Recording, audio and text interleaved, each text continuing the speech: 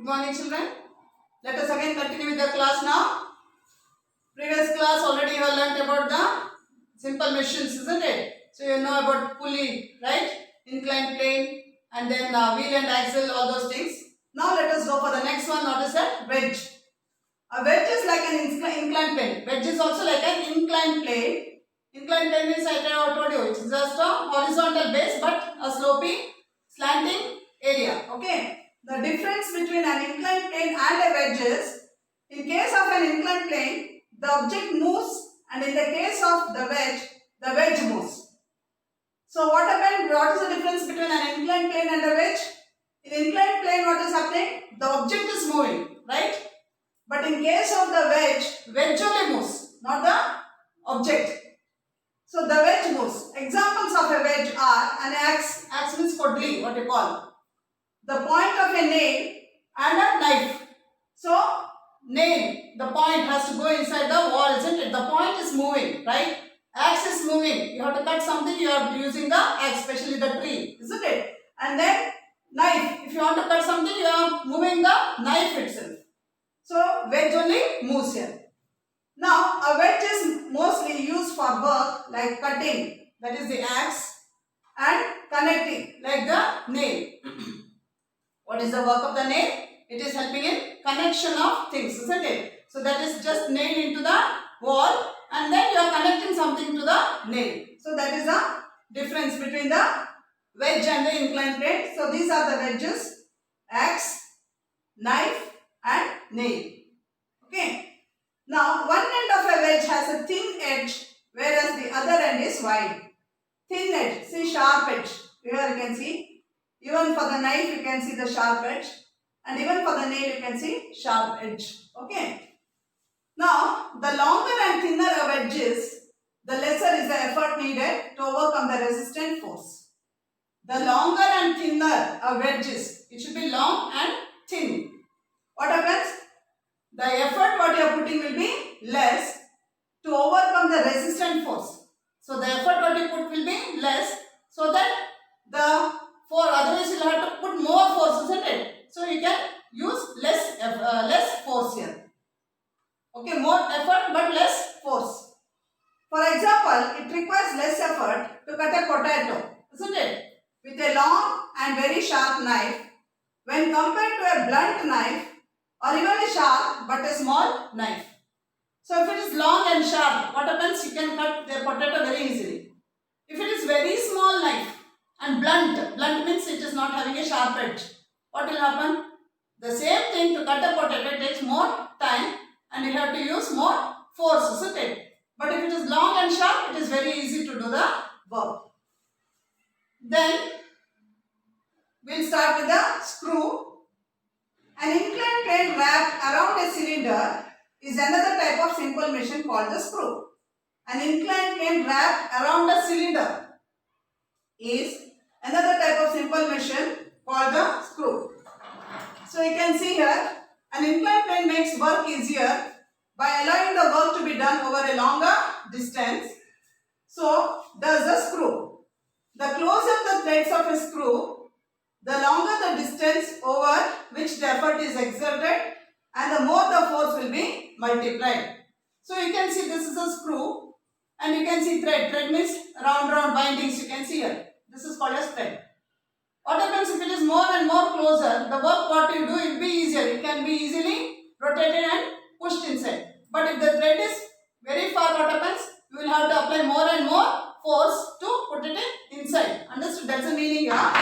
So an inclined plane makes work easier by allowing the work to be done over a longer distance. So does a screw. Inclined plane does the work to a longer distance, isn't it? But at the same time the screw, what does the screw do? The closer the threads of a screw, threads means this windings here, you can see that, the grooves. Okay, this one is called as the, you can see, this is called as thread of a screw. The longer the distance over which the effort is exerted and the more the force will be multiplied. If it is more far means more force you have to apply. If it is less near means, the thread is near means it is easy for you to do the work. Screws change the direction of effort. Screw change the direction of effort means now you are putting the screw means what happens? See, you are going to change, isn't it? So what is happening? You are changing the direction of the effort. Effort means the work what you are doing with your hand. That is called as the effort. So the closer the, okay, screws change the direction of effort. The threads move up or down as the screw turns, isn't it? As it turns, what happens? The screw, you see, the thread will be moving like this. So there it is changing the direction. When we turn a screw into a piece of wood with a screwdriver, so like this you are taking a screwdriver and then you are going to rotate it. Okay. So when we turn a screw into a piece of wood with a screwdriver, the screw goes down into the wood. The circular motion is turned into a forward motion. So what is happening? You are rounding it. You are rotating it. But when you are rotating, what is happening to the screw? The screw is going inside, isn't it? See, when you are just rotating like this, your hand is rotating. But what is happening to the screw? Screw is moving inside. So this is going in the forward direction. But this is going in the circular direction. It's moving circular. It is going round. But this is going front. Okay. Now. Yeah. Some examples of screws are the lid of a jar. You see the lid of a jar also. You are just going to close it with the help of the thread. The screw jack used to raise a car and aeroplane propellers. So when you take the car for servicing, you can see they just lift, no, by using a jack. So in the jack also what they rotate it, then the jack will come up, and then lifts the vehicle up. Okay. So that's about the screw. Now wedge. What is this? Axe.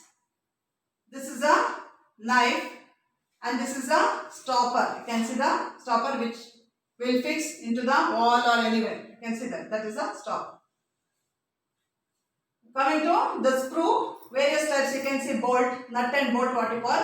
And these are only what I told you about thread. Okay. So as it moves, what happens? You can see the nut also, it will be moving in the one direction. It not move round, but your hand will be moving round. Okay. So this is about the machine screw. This is bolt and self-tapping screw. Self-tapping screw. These are the various types of screws. Okay. Now let us continue with complex machines. Observe a bicycle or a sewing machine. Sewing machine means wherein you stitch your dresses. That is called a sewing machine. Bicycle already you all of you have got that cycle, isn't it? With two tires. We call it as bicycle. Observe a bicycle or a sewing machine. You will find that they are made up of a number of smaller parts. They are made up of smaller parts. Many simple machines. Okay. Such machines are called complex machines. It is a machine. But inside what happens? There are so many simple machines joined together. So it is called as complex machine. Did you understand? Now you take bicycle, you take a machine or you take anything. What happens? They are all complex. And in factories and all you see big machines. In that there will be small machines together. It is made into a big machine. So that is called as complex machine. Complex machines are a combination of several simple machines. So many simple. See, now screw is a simple machine, wedge is a simple machine, inclined plane is a simple machine, isn't it? So all that are nothing but they are called as simple machines. So all these many simple machines put together, it forms a complex machine. Now you understood here? See the bicycle here, wheel and axle is there. Yes or no? Inclined plane is there, right? And then you can see these handles and all which help in rotation. You see the mirror like this. These are all simple machines put together. You can see a stand here, right? So all this together you call that as a complex machine. Even in the sewing machine also it is like that one. Coming to the next one is maintenance of machines. We have to maintain machine. Just like that we cannot use machines. What happens? We always have to use it properly. After using we have to take precaution that it will be used for longer time. So what are the ways we have to maintain these machines? You must have heard your father saying he gave his scooter or car for servicing and your mother saying she wants to get a sewing machine or washing machine serviced. So what happens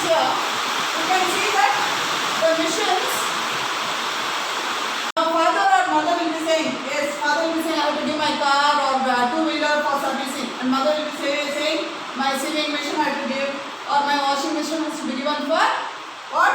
Servicing. They say servicing, isn't it? Now, did you ever wonder why your parents get the machine serviced regularly? Why are these machines getting serviced? Service means what? Once again, they will just look into that, and wherever it has already worn out, they will put new parts for that. Understood? That is what is servicing. Continuous usage of machines can lead to their wear and tear. Hence, proper care and maintenance of machines is necessary. So when you go on using and using and using, what happens? It will wear and tear. Wear and tear means savedu hoguvudu, what you call. So what has to be done? It has to be maintained properly so that it can be utilized for a longer time. Below are some pointers in this line. So some precautionary measures they are given how to maintain your machines. Frictional force between machine parts cause them to wear off. To avoid this, machine parts must be periodically lubricated. Now children, you would have seen the rolling shutter, isn't it? The rolling shutter is between the two grooves on either sides. What is happening when you always put it down and up? What is happening? This will be touching, no? Both will be touching. One will be going up and the other one is fixed. So when it is going on touching like that, what is happening? There is a friction. For example, you know your slippers. When you go on walking, when you buy new one, how it will be? The sole will be in good condition, isn't it? Maybe after 2 months or 6 months, if you see the sole at the bottom, what will happen? It is already worn out, right? And same thing if you are using for 1 year or 2 years, what will happen? Again it will wear out. You will have to buy new slippers. Why? Because there is a friction which is caused between your slippers and the road or a house floor. Understood? So when you move like this, there is a friction cause. So like that, when two machines are rubbed to each other, what will happen? It will wear and tear. So frictional force. Friction means rubbing of two bodies together. That is called as frictional. Frictional force between machine parts cause them to wear off. To avoid this, machine parts must be periodically lubricated. What is this lubrication? You would have seen if the lock at home becomes tight. Normally what mommy does? She applies little oil for that. Have you observed it? Yes. So why? When the oil is applied, what happens? The friction will be less. Friction will be there, but it will be less. So it will be easy to move. Understood? That is called as lubrication. You apply grease or you apply oil. Isn't it? Even the sewing machine, that is the tailoring machine, what you do? You apply oil in some parts wherever there are holes. You would have seen that. Okay, so that it will be there for longer time. That is called lubrication. Applying of oil or grease or wax is called as lubrication. Outer parts of a machine are exposed to moisture, which results in their rusting. So outer parts of machine are exposed to moisture. Now we are keeping in a machine. What happens to the outer part? Outer part is always in contact with the atmosphere. And in the atmosphere there is moisture, that means water content. So that water content will be settling where? On the outer part of the machine. And what will happen? They will make the machine to get rusted. Rusted means what we call it as? What is rust? Tuppu hidiyudu, they say. Tuppu hidiyudu. Okay. So it gets rusted. So to protect them from rusting, they should be painted. That is why normally the machine's outer part will be painted. So that moisture will not just get attacked to the machines. Next, machines must be cleaned properly after each use. Otherwise, dirt and dust particles accumulate inside them, which can result in rusting or improper functioning of the machines. So after use, now for example at home you can see mixie.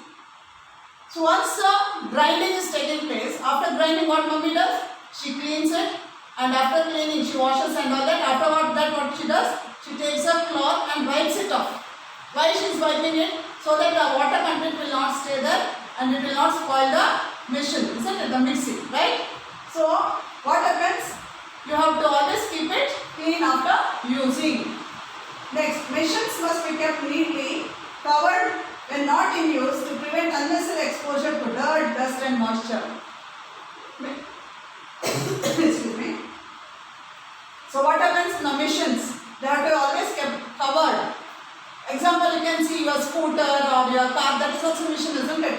After using, what you do, you cover it with a cloth, or there will be some cover for the, what is that, car only, and that cover you cover it. Why do you cover it? Because it's not, what should not fall on them? The dirt, dust and moisture. So if we keep them covered, what happens? You can use it for a longer time without spoilage. Now precautions to be taken by using machines. What are the precautions we have to take? Machines must be kept in working order by ensuring their proper maintenance, as we learnt above. So always what you have to do?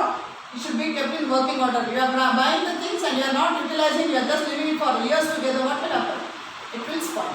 Even if you just leave without using also, it will spoil. The engines all will become, it will start rusting. Got it? So it will spoil. So it should be always in the working condition, and after working condition you have to maintain all these precautions. Machines must be used as per the manufacturer's instruction. So what happens if you buy any machine, let it be, manufacturer's manual will be there. In that they will say how you have to utilize that machines. So that way you have to just use as per the manufacturer's instruction. Electrical machine should not be used in wet places or places near flammable liquids or gases. If it is electrical machine, you should never keep in wet places, moist places, and also flammable liquids or gases. If there is anything with the gas which catches fire, if there is gas or something like that, you should never keep those electrical machines near to that. Next, the instructions to wear protective eyeglasses, gloves, boots and so on while using a machine should be adhered to. So when you are just in the factory, big machines will be there. When you are going near the machines, you have to be very careful. What you have to do? You have to use eyeglass, because there is a friction, what happens? Spark will be coming out. That spark may get into your eyes. So you have to be very careful. You should use eyeglasses, gloves, because sometimes it will be very hot. Suddenly you go and touch, what will happen? You will burn your hand. So you have to use gloves and boots. Sometimes what happens? Hot particles would have fallen down. You are walking barefoot, what will happen? It will burn your feet. So you have to use boots. Like this, you have to use so many things to be away from these machines and to protect yourself. Next, machines must be kept out of the reach of children. So all the small machines and all those things should not be kept near the children, because they just operate it and without their knowledge what happens, it will hurt them.